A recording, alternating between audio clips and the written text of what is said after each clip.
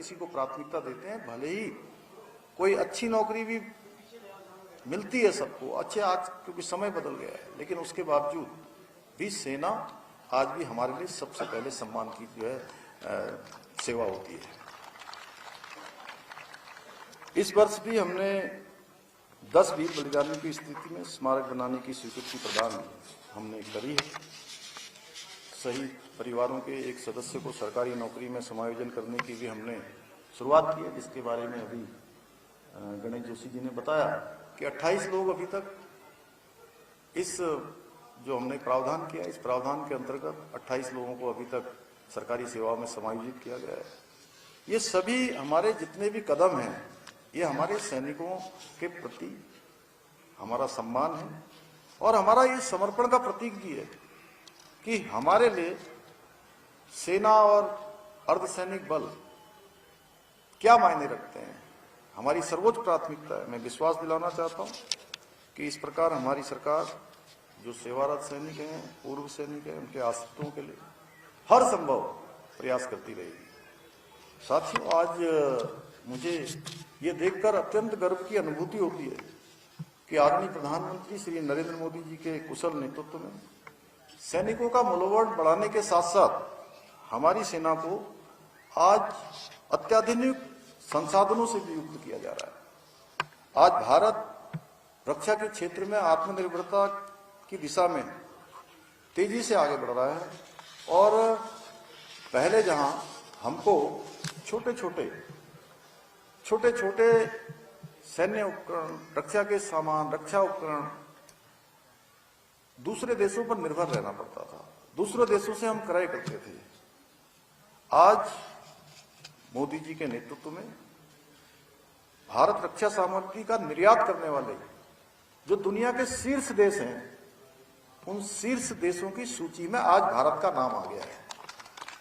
मैं कल पोरबंदर में माननीय रक्षा मंत्री जी के साथ जो यूनिटी मार्च यात्रा वहां निकाली जा रही है, उस यात्रा में सम्मिलित हुआ था। मैं सरदार पटेल की जो सबसे बड़ी प्रतिमा लगाई गई है, स्टेचू लगाया गया है, तब रक्षा मंत्री जी बता रहे थे कि आज हमारा रक्षा निर्यात 30,000 करोड़ तक पहुंच गया। आप सोचिए 30,000 करोड़, और आने वाले अगले 2-3 ही सालों में ये हमारा रक्षा का निर्यात 50,000 करोड़ से भी ऊपर पहुंच जाएगा। ऑपरेशन सिंदूर के माध्यम से भारत के स्वदेशी हथियारों की शक्ति को पूरे विश्व ने देखा, किस प्रकार से पाकिस्तान के छक्के छुड़ा दिए। साथियों, आप सभी देश के रक्षक होने के साथ साथ देवभूमि उत्तराखंड की जो समृद्ध संस्कृति है, विरासत है, उस परंपरा के भी आप सब संरक्षक भी हैं। आप सभी जानते हैं कि हमको देवभूमि उत्तराखंड के अंदर कई नई चुनौतियों का सामना करना पड़ रहा है। आज हमारे पहाड़ों में ऐसे स्थानों पर जहां कभी उनका कोई अस्तित्व नहीं था, वहां भी जिहाद पसंद लोग आकर बस रहे हैं और यहां के मूल निवासी होने का दावा कर रहे हैं। उनके द्वारा डेमोग्राफी देवभूमि की खराब की जा रही है।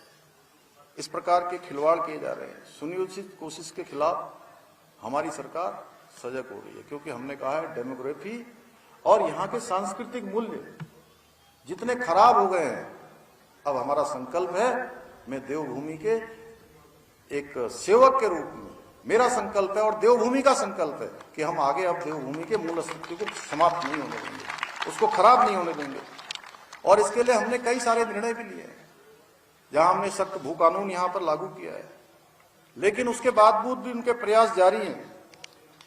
वे जहां खाली जमीन देखते हैं, जहां सरकारी जमीन देखते हैं, वहीं कब्जा करने का प्रयास करते हैं।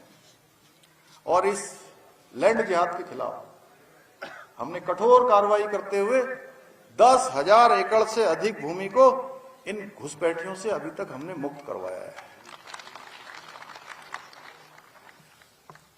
हम इसके साथ साथ हमारी बहन, बेटियां, बच्चियां, उनके जीवन के साथ भी खिलवाड़ नहीं होने देना चाहते। इसके लिए हमने लव जिहाद हो, थूक जिहाद हो, ऐसे जो कुकर्त्य हैं, जिसको मैं कहता हूं विकसित मानसिकता, उसको रोकने का काम भी हम कर रहे हैं।